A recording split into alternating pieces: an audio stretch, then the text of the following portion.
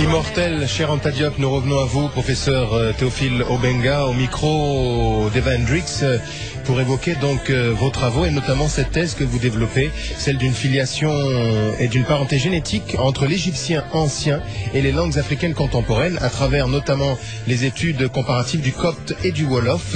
C'est une évidence pour vous, cette filiation, cette parenté? Oui. On ne fabrique pas une langue. Ce n'est pas moi qui ai fait l'Égyptien ancien. Il est là. Le français, il est là. Le wolof, il est là. Le haoussa, il est là. Le kikongo est là. N'importe quelle langue est là. On ne crée pas une langue. Elle est là, c'est un fait social. Il y a des techniques qui existent qui peuvent rapprocher des langues pour voir les similitudes entre les langues. Il y a des techniques universelles. C'est la linguistique historique comparative. Comment on fait, comment on procède, quelles sont les techniques, quelles sont les procédures, ça existe.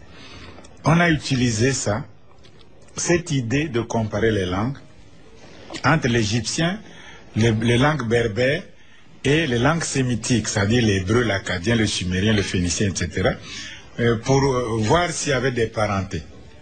Il n'y a pas de parenté, mais on a cru qu'il y en a forcé qu'il y en avait. On a créé ce qu'on appelle la famille linguistique kamito-sémitique ou afro-asiatique qui inclut les langues sémitiques, l'égyptien ancien, le berbère, le couchitique, le tchadique, etc.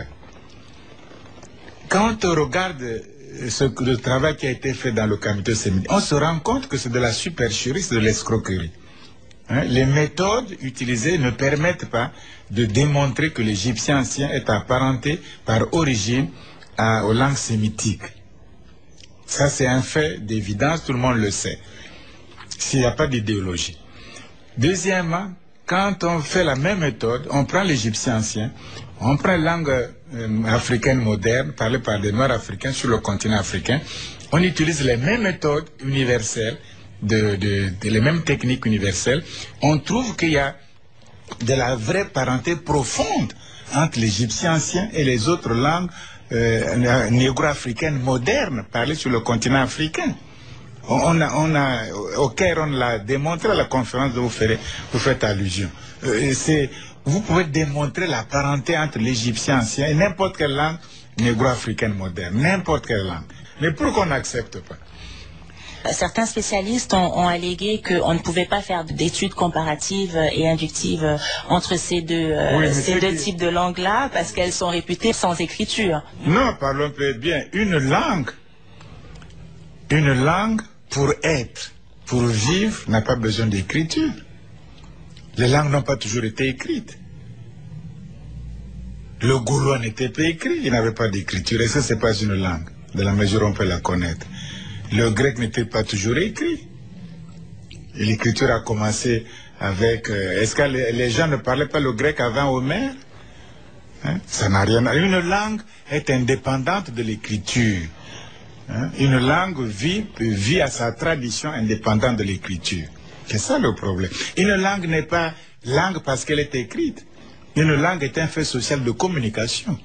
Et qui peut être écrit ou pas, ou oral. Ça n'empêche pas. On ne communique pas tout par écrit. On parle oralement. Je peux étudier les sons d'une langue. Je fais la phonétique. Je peux étudier les formes d'une langue. Je fais la morphologie. Je peux étudier la grammaire d'une langue. Je fais la syntaxe. Je peux étudier le vocabulaire d'une langue. Je fais la lexicologie. Je peux comparer les langues. Ça dépend quelle comparaison. Comparaison typologique, c'est différent. Comparaison historique, d'ordre génétique, c'est différent. Il y a des sous-branches comme ça, c'est très difficile. Donc, si un expert, réellement expert, dans le domaine de la linguistique comparée, pour voir si deux langues sont parentées, la règle est que les langues qui existent, ou qui existaient dans l'histoire, les langues qui ont existé dans l'histoire, je pars d'elles, je les compare pour aboutir à un ancêtre commun avant la séparation, qu'on appelle un ancêtre commun prédialectal, c'est-à-dire avant les langues historiques attestées. Donc, mais je pars quand même des faits réels, des langues réelles qui ont existé dans l'histoire, je les compare pour aboutir hypothétiquement à un ancêtre commun prédialectal. Voici la méthode.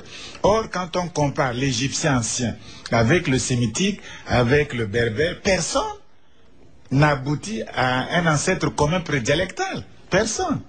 Mais quand on compare l'Égyptien ancien avec les langues négro-africaines, on aboutit à un ancêtre commun prédialectal. Il y a des démonstrations qui existent. Voilà les différences. Les démonstrations existent. Vous voulez dire que les langues africaines sont antérieures à l'égyptien ancien?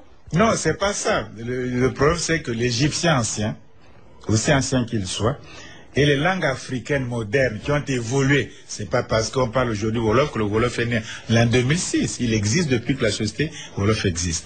Donc les langues qu'on parle aujourd'hui en Afrique noire, au Ghana, au Mali, au Nigeria, au Congo, en Afrique du Sud, en Tanzanie, au Kenya, les langues qu'on parle aujourd'hui en Afrique noire et l'égyptien ancien, on peut démontrer qu'ils descendent d'un parent commun. Ils descendent, même père. Et le fils a été l'égyptien ancien, le fils a été le couchitique, le fils a été le tchadi, le fils a été le nigéro-cordofanien, le fils a été ceci. On peut le démontrer ça. Donc ils arrivent à un ancêtre commun prédialectal. C'est-à-dire avant les dialectes, les idiomes actuels. Ça, c'est démonstration faisable. Et cet ancêtre commun, c'est qui? C'est la période préhistorique? C'est quoi? Non, c'est avant la langue parlée, donc avant l'égyptien parlé. Ça nous ramène vers 10 000 avant notre ère. Donc c'est un ancêtre prédialectal qu'on construit hypothétiquement, qu'on reconstruit.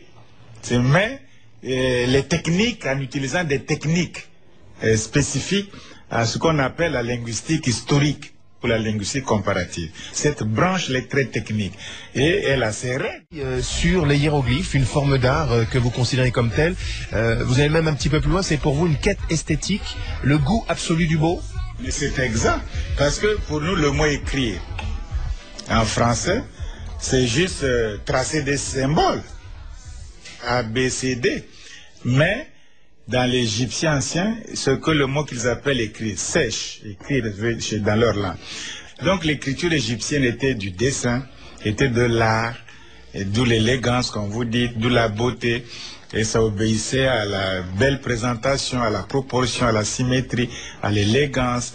Et puis les scribes, c'était très flexible, très beau. Il n'y a qu'à voir les hiéroglyphes sur les pierres, c'est d'une beauté extraordinaire. C'est une langue ancienne. L'écriture est difficile, les vocabulaires sont difficiles, la culture nous échappe, l'environnement. Il faut avoir accès soi-même. Voici le texte original, voici comment elle a traduit, comment on peut améliorer la traduction. Parfois ils ont traduit juste, parfois ils ont juste senti le texte sans traduire juste. Donc je dis aux jeunes chercheurs africains, il faut maîtriser la langue et puis il faut traduire et essayer de voir comment les autres ont traduit avant. Mais il ne faut pas tenir toute traduction pour argent comptant. Et surtout se plonger dans la culture égyptienne ancienne, l'environnement de l'époque, se mettre vraiment dans cet esprit-là. Ah oui, parce qu'on traduit on traduit une civilisation. Cette langue est le reflet d'une civilisation, d'une culture, d'un esprit, d'une psychologie.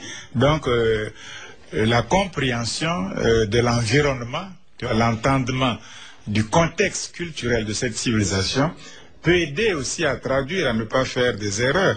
Parce que, et puis il y a des spécificités, cette langue a son comportement, il faut en tenir compte. C'est différent des langues que nous parlons, et notamment des langues indo-européennes, des langues européennes. L'anglais, l'allemand, le français, l'espagnol, c'est très différent.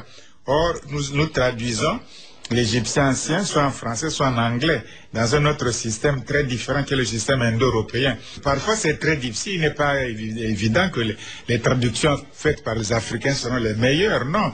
Mais je dis que toute traduction, comme disent les Italiens d'ailleurs, toute traduction est plus ou moins trahison.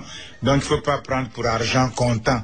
Il faut essayer de vérifier. Je crois que parfois, les choses, tu vois, les choses ne viendront pas parce que tu veux que l'autre accepte ce que tu dis. Les choses viendront quand tu fais, en ton âme et conscience, en faisant bien, et que tu peux amener d'autres manières de voir qu'on peut maintenant discuter. Mais si on veut toujours que l'autre donne la bénédiction, approuve Sinon, on est paralysé. On ne s'en sortira jamais. Faisons nos erreurs, travaillons et bâtissons une Afrique, bâtissons une culture, bâtissons une histoire africaine. Et les autres discuteront en ce moment quand nous aurons bâti notre propre histoire, notre interprétation de l'histoire. Mais on ne peut pas chaque fois s'arrêter pour dire qu'à l'autre, est-ce que je fais bien? Est-ce que je suis sur le bon chemin? Et le type à qui tu demandes, lui-même n'en sait rien. C'est extraordinaire. Merci Théophile Obenga.